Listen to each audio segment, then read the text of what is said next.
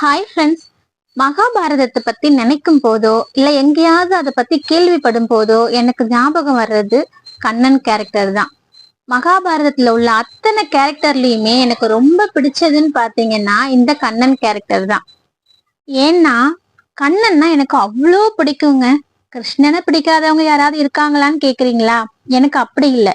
அவரை கடவுளா பிடிக்கிறத தாண்டியும் எனக்கு அவரை மனுஷனாதான் பிடிக்கும். என்ன ஒரு திறமை, என்ன ஒரு ஆளுமை, ஒரு ஒரு இத்தனோடு ஒரு சின்ன விஷயத்துல ஒரு பெரிய விஷயத்தையே ட்விஸ்ட் பண்ணி விட்டுருவாரு. அந்த ஒரு உளவியல் அதெல்லாம் வேற யார்கிட்டயுமே வராது. சொல்ல போனா கோபியர்கள் பெண்கள் மட்டும் இல்ல, நானும் கூட கிருஷ்ணனுக்கு அடிமைதான். அவரோட திறமை அப்ப நினைச்சு பார்க்க கூட முடியாது. என்னென்ன பண்ணிருக்காரு மகாபாரதத்துல. அந்த மூளையை யூஸ் பண்றது, புத்தியை யூஸ் பண்றது, அதெல்லாம் அரிய பெரிய விஷயங்க. ஆயுதத்தோட நிக்கிறவங்க முன்னாடி அவரோட அறிவை கொண்டு அந்த பாரத போற எந்த அளவுக்கு ட்விஸ்ட் பண்ணி விட்டுருப்பாரு தெரியுமா? இவ்வளவு புத்திசாலியும் திறமைசாலியுமான கண்ணன் ஏன் இந்த பாரத போரை தடுத்து நிறுத்தல அப்படின்னு எனக்குள்ள நிறைய நாள் கேள்வி உண்டு. இதுக்கு எனக்கு விடை கிடைக்கவே இல்லை. ஏன் அவரால் முடியல? புத்திசாலியான மனுஷன்றது தாண்டி அவர் ஒரு அரசன்றது தாண்டி அவர் கடவுளும் இல்லையா? எதனால அந்த போரை நிறுத்தல? எத்தனை பேர் செத்து போனாங்க, எத்தனை பேர் குடும்பம் இழந்திருப்பாங்க, எத்தனை பெண்கள் பாதிக்கப்பட்டிருப்பாங்க, எத்தனை வயசானவர்கள் அவங்களோட பிள்ளைகளை இழந்து கடைசி காலத்துல ரொம்ப நொந்து போய் அவங்களோட வாழ்க்கையை எப்படி முடிக்கிறதுன்னு தெரியாம வாழ்ந்திருப்பாங்க. இப்படியெல்லாம் நடக்கும்னு அந்த கடவுளுக்கு தெரியாதா? ஏன் அந்த பாரத போரை தடுத்து நிறுத்தல அப்படின்னு நான் ரொம்ப நாள் எனக்குள்ள கேள்வி கேட்டுக்கிட்டது உண்டு. இப்படியே எனக்கு பல வருஷம் போயிருச்சு. ஆனா அதுக்கான விடை மட்டும் எனக்கு தெரியவே இல்லை. அப்படி இருக்கும்போது இன்னைக்கு மகாபாரத கதையில இருந்து ஒரு பாட்டு நான் படிச்சேன். அதுல எனக்கு கொஞ்சம் அதுக்கு ரீசன் தெரியறாப்புல இருந்துச்சு. சரி, அதை உங்ககிட்டயும் ஷேர் பண்ணிக்கலாமே அப்படின்னு தான் இந்த ஒரு வீடியோ உங்களுக்கு போட்டுட்டு இருக்கேன். நம்ம ரொம்ப உள்ள இருந்து போக வேண்டாம். மெயினா அந்த போர் பிக்ஸ் ஆன டைமுக்கு மட்டும் போவோம். வனவாசம் முடிஞ்சு வந்த பாண்டவர்களுக்கு கொஞ்சம் கூட இடம் கொடுக்க மாட்டேன், ஒரு நாடு கொடுக்க மாட்டேன், நாட்டுல கொஞ்சம் கூட இடம் கொடுக்க மாட்டேன்னு சொல்லிட்டு துரியோதனன் அவங்களுக்கு மிகப்பெரிய ஒரு துரோகத்தை தான் செய்யறான். இது யாருக்குமே செய்யக்கூடாது. அவங்களுக்கும் பங்கு இருக்கிறப்ப அவங்களுக்கு தரமாட்டேன்னு சொல்றதுக்கு இவனுக்கு எந்த ஒரு ரைட்ஸுமே கிடையாது தானே. இப்போனா நிறைய கோர்ட்டுக்கு போயிருப்போம், நிறைய பிரச்சனை ஆகியிருக்கும். அப்போ இந்த மாதிரி அவை நடுவில் தான் தீர்ப்பு. ஏன்னா அவங்களே அரசர்கள், அரச குலத்தை சேர்ந்தவர்கள் தான் அவங்க எல்லாருமே. துரியோதனன் பண்றது அத்தனையும் தப்புன்னு தெரிஞ்சுமே அவனோட அப்பா உட்பட யாராலையுமே வாய் திறக்க முடியல. ரெண்டு பக்கமும் இருக்கிறவங்க எல்லாருமே சொந்தக்காரங்க தான். யார் யாருக்குன்னு பேச முடியும், யாருக்குன்னு நிக்க முடியும்? அதனால எல்லாருக்குமே அந்த போர் நடக்காம போயிருச்சுன்னாதான் ரொம்ப சந்தோஷம். போர் நடக்கிறதுல யாருக்குமே ஒரு சாட்டிஸ்பாக்சன் இல்லை. ஆனா போர் சூழல் ரொம்ப வலுவா இருக்கு. போர் கிட்ட நெருங்கிருச்சுன்ற அளவுக்கு தான் அந்த சூழ்நிலை இருக்கு. இன்னும் போர் என்னைக்குன்ற தேதி மட்டும்தான் அறிவிக்கப்படல. மத்தபடி இந்த பக்கம் யார் நிக்கிறாங்க, அந்த பக்கம் யார் நிக்கிறாங்க, எந்த இடம்ன்றது உட்பட கொஞ்சம் ஆல்மோஸ்ட் பிக்ஸ் பண்ணிட்டாங்கன்னு வச்சுக்கோங்களேன். இப்படியே போய்கிட்டு இருக்கும்போது இந்த துரியோதனனோட அப்பா திருதராஷ்டிரன் இருக்காருல்ல, அவருக்கு கொஞ்சம் கொஞ்சமா பயம் வர ஆரம்பிக்குது. ஏன்னா அந்த பக்கம் இருக்க பாண்டவர்கள்ல அர்ஜுனனை பத்தியும் பீமனை பத்தியும் எல்லாருக்கும் உலகமே அறிஞ்ச விஷயம் அவங்களோட பலம் என்ன அப்படின்றது. அப்படி இருக்கும் பொழுது அவங்க பெரியப்பாவான திருதராஷ்டிரனுக்கு அது தெரியாதா? அதனால எப்படியாவது தன்னோட பசங்களை காப்பாத்தணும், அவங்க முன்னாடி நம்ம பசங்களால ஜெயிக்கிறத தாண்டி உயிரோட கூட வாழ முடியுமான்னு தெரியல அப்படின்னு ஒரு பயம் எல்லா அப்பாவுக்கும் இருக்கக்கூடியது தானே. தன்னோட பிள்ளைங்க ரொம்ப வருஷத்துக்கு நீண்ட ஆயுளோட நல்லா இருக்கணும் அப்படின்னு சொல்லிட்டு அத மனசுல வச்சுக்கிட்டு சஞ்சயனை கூப்பிடுறாரு. சஞ்சயன் யாரு அப்படின்னா கிட்டத்தட்ட இப்போ ஒரு பெரிய பிசினஸ் மேனுக்கு, ஒரு அரசருக்கு இருக்கிற பிஏ மாதிரி வச்சுக்கோங்களேன். ஆளினால் அவருக்கு சஞ்சயன் தான். திருதராஷ்டிரனுக்கு கண்ணும் தெரியாதுன்றதால எப்பவும் ஒரு நிமிஷம் கூட தூரம் போகாம அவர் கூடயே இருக்கிற ஒரு மனுஷன் தான் அந்த சஞ்சயன். கூடவே அவன் ஒரு பெரிய புத்திசாலியும் கூட. அவனை கூப்பிட்டு பாண்டவர்கள் கிட்ட தூது போக சொல்றாரு. என்ன பேசணுமோ எப்படி பேசணுமோ சொல்லி கொடுத்து அனுப்புறாரு. சஞ்சயனும் இங்க இருந்து பாண்டவர்கள் கிட்ட போறான். சஞ்சயன் தூது வந்தவன் சபை நடுவுல நின்னு சபை கிட்ட, அதாவது அந்த சபையில உள்ள பெரியவர்கள் கிட்டையும் அரசர்கள் கிட்டையும் சொல்றது என்ன அப்படின்னா, பாண்டவர்கள் தங்களோட கையால தன்னோட மகன்களை கொல்லக்கூடாது, அவர்களோட எந்த ஆயுதமும் தன்னுடைய மகன்களை கொல்லக்கூடிய நோக்கத்துல எரியக்கூடாது அப்படின்னு சொல்லிட்டு கேட்டுக்கிறதா சஞ்சயன் சொல்றான். இத கேட்ட உடனே ஒவ்வொருத்தருக்கும் ஒவ்வொரு உணர்ச்சி. அது கோபமா, சோகமா, இல்ல இயலாமையா, என்ன பண்றதுன்னு தெரியல. ஆனா எல்லாரும் யோசிக்கிற அந்த நிமிஷத்துல தர்மர் டக்குன்னு சொல்லிடுறாரு, என்னோட பெரியப்பா எனக்கு ஒரு ஆணையிட்டு இருக்காரு, கேட்டுக்கங்க. ஆணை, அதாவது அவரோட பையன்தான் இவங்களுக்கு இருக்க கூட கொஞ்சம் இடம் விடாம இவங்களோட குலத்தையே அழிக்க பாக்குறான். ஆனா அவரோட ஆணைக்கு இவன் இணங்குறான். அது ஆணை கூட இல்ல, அவர் ரெக்வஸ்ட் பண்ணி கேட்டுக்கிற மாதிரிதான் இந்த சூழ்நிலை. ஆனா அத கூட அவன் அதை ஒரு ஆர்டரா தான் எடுத்துக்கிறான். என்னோட பெரியப்பா எனக்கு அப்பாவுக்கு சமமானவர், அவர் சொல்லி நான் அதை செய்யாம இருக்க மாட்டேன், அவர் சொல்றதை நான் ஏத்துக்கிறேன். எங்களோட எந்த ஆயுதமும் கௌரவர்களோட உயிரை எடுக்காது, அதாவது தன்னுடைய பெரியப்பா மகன்களை கொல்லாது அப்படின்னு சொல்லிட்டு அவர் வாக்கு கொடுத்துடுறாரு. இத கேட்டப்போ அந்த திரௌபதிக்கு எப்படி இருந்திருக்கும்? சபை நடுவுல எல்லார் முன்னாடியும், எல்லாரும் சொந்தக்காரங்க, எல்லார் முன்னாடியும் அவமானப்படுத்தப்பட்டா. எல்லாரும் சுத்தி சுத்தி சொந்தக்காரங்களா இருந்து கூட யாராலையும் அவளோட அந்த கஷ்டத்தை தடுக்க முடியல. அவளுக்கு ஏற்பட்ட அந்த துயரம் அவளுக்கு மட்டும் இல்ல, பெண் குலத்துக்கே காலங்காலமா பூமி உள்ள வரைக்கும் கூட ஒரு சபை நடுவுல அத்தனை ஒரு ஆசிரியர்கள், அரசர்கள், ஒரு பெரிய கனவான்கள், இவர்கள் முன்னாடி ஒரு பொண்ணு கேவலப்படுத்தப்படுறா.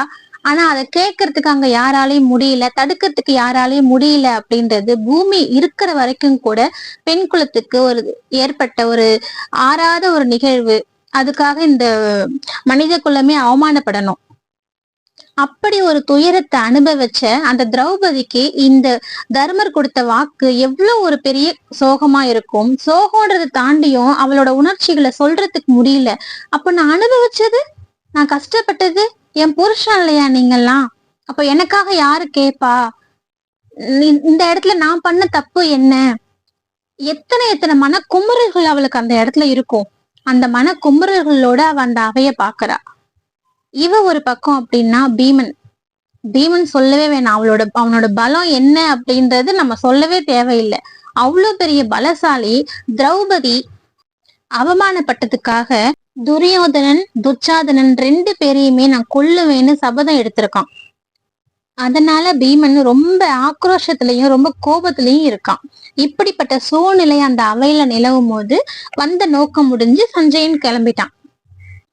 அப்புறம் இவங்களுக்குள்ள பேசிட்டு இருப்பாங்கல்ல, இப்படி ஒரு சூழ்நிலை அமைஞ்சிருச்சு, இதை எப்படி ஹேண்டில் பண்றது, என்ன பண்றதுன்னு சொல்லிட்டு பேசிட்டு இருக்கும் போது அப்போ கண்ணன் சொல்றான், இது நமக்குள்ள மட்டும் தெரிஞ்ச விஷயமா இருக்கக்கூடாது, அவங்க அவையில ஆப்போசிட் பார்ட்டி இருக்காங்கல்ல, அவங்களுக்கு நடுவுல நம்ம இந்த விஷயத்த தெரியப்படுத்தணும் அப்படின்னு சொல்லிட்டு சொல்றான். அப்படி பேசிட்டு இருக்கும் போது அப்போ தர்மர் சொல்றாரு, கிருஷ்ணா, எனக்கு உன்னை விட்டா யாரு இருக்கா, யார தெரியும், அதனால நீதான் தூது போகணும். இப்போ சஞ்சயன் வந்த மாதிரி எனக்காக நீதான் தூது போகணும். பெரியப்பா சொன்னதை நான் அப்படியே கேட்டுக்கிட்டேன், அதை அப்படியே நிறைவேற்றுறேன்னு நான் சொல்லி வாக்கு கொடுத்துருக்கேன். அப்போ இந்த போரை தடுக்கிறதுக்கு பேசக்கூடிய திறமை உனக்கு மட்டும்தான் இருக்கு. நீ எனக்காக தூது போய், அதாவது எங்களுக்காக தூது போய் எங்களுக்கு அந்த நாட்டை மட்டும் வாங்கி கொடு. அவங்க அந்த நாட்டை கொடுக்கற மாதிரி இருந்தா போர் நடக்க வேண்டாம், போரை நம்ம நிறுத்திடலாம். இத சொல்லி நீதான் தூது போகணும்னு சொல்லிட்டு கிருஷ்ணன் கிட்ட கேட்டுக்கிறான். ஆனா கிருஷ்ணன் யாரு? துவாரகையோட அரசன், அதுவும் பேரரசன். அப்படி இருந்தும் கூட நம்ம தூது போறது நம்மளோட லெவல ஒரு படி குறைக்கும்னு கூட அவர் யோசிக்கல. சரி நான் போறேன்னு சொல்லி ஒத்துக்கிட்டாரு. ஆனா அவர் போறதுக்கு முன்னாடி தன்னோட அரச பதவியை துறந்து மணிமுடிய மகனுக்கு கொடுத்துட்டு அதுக்கப்புறம் தான் தூது போறாரு. ஏன்னா அரசனா போனா யாராவது ஒருத்தர் பக்கம் போர்ல நிக்க வேண்டி இருக்கும் இல்லையா, ஆயுதம் ஏந்த வேண்டி இருக்கும் இல்லையா. அதனால நான் போர்ல ஆயுதம் ஏந்த மாட்டேன்னு சொல்லிட்டு மணிமுடிய மகனுக்கு கொடுத்துட்டு இவர் ஒரு பிரச்சையாதான் போறாரு. அதானே, என் செல்லம் எதுக்குங்க கத்தி எடுக்கணும், புத்தி போதாதான் என் செல்லத்திட்ட இருக்கிறது. அப்படிப்பட்டவரு தூது போகிற விஷயம் அங்க உள்ளவங்களுக்கு, துரியோதனன் பக்கம் இருக்கிறவங்களுக்கும் தெரிஞ்சிருக்கு.